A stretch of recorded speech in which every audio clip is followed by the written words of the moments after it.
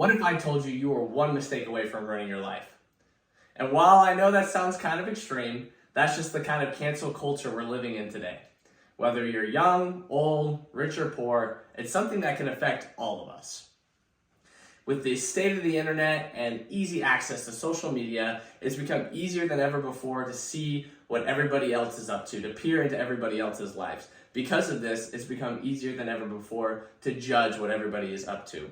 We constantly are seeing almost 24/7 what this person is doing, what this person is doing. Because of this, society has become this almost judge, jury, and executioner. We see somebody make a mistake, we see them step out of line, and we want to see them held accountable. We want to see them punished for what they've done.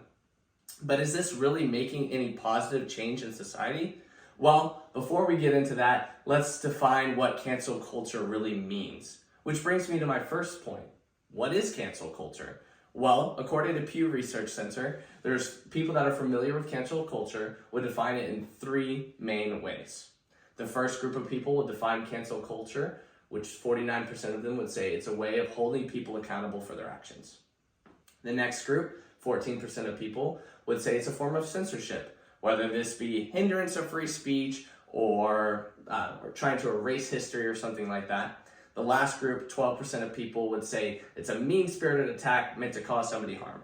Well, today we're going to focus on what the majority believes cancel culture to be, which is that it holds people accountable for their actions. And while this may look different from situation to situation, majority of time it's going to look like somebody stepped out of line, they made a mistake, they did something bad, they did something wrong, and the majority of people think it's wrong and they want to see that person punished.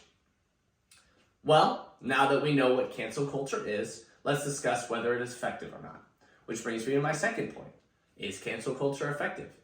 Well, I would say mostly it's not.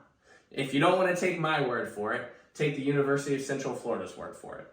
In their magazine Pegasus, they have an article discussing cancel culture, whether it's effective or not, and just diving into cancel culture on a deeper level and what it means and the effects it has on people.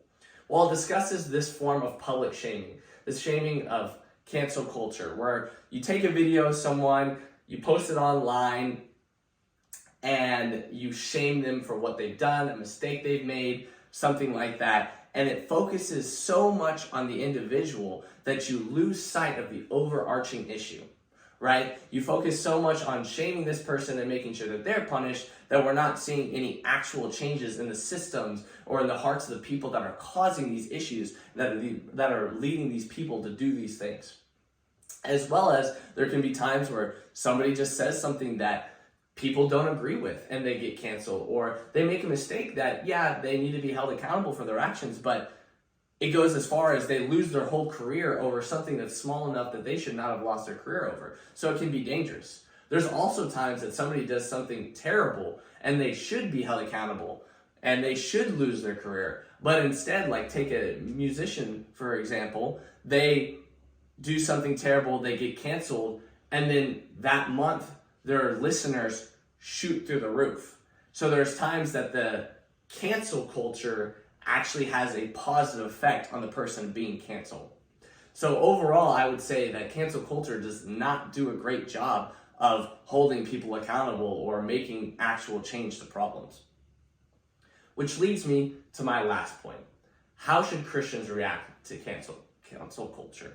Well, I think Christians should be the first to offer love and forgiveness. I think we need to remember that Jesus has loved and forgiven us for so many things that we've done wrong. I think we need to remember that we should be setting the example. We should be focused on living a life of integrity, making sure that we are doing things Christ-like, not being so focused on trying to ruin other people's lives or put other people down. I think that we need to be showing love and grace when people make mistakes. We need to remember that we're all people. We all make mistakes. That's why Jesus had to come and die on the cross for our sins. If we were all perfect and never made mistakes, there would be no reason for Jesus to need to sacrifice himself for us. Thank God Jesus didn't look at us, make one mistake, and go, well, you're canceled. Life's over. I can't do anything more with you. So we need to offer that same understanding, that same grace, that same love for those around us. I think a great story in the Bible in Matthew talks about how we need to focus on the log in our own eye before we try to remove the sawdust out of our neighbor's eye. It's just a great example of how we need to focus on living a life of integrity and not being so quick to judge what other people are up to. So, in conclusion, cancel culture, it's something that affects all of us. Whether you're young, old, rich, or poor, like it or not, it's going to affect you. And it's important to remember that we're all people. We all make mistakes. Nobody is perfect.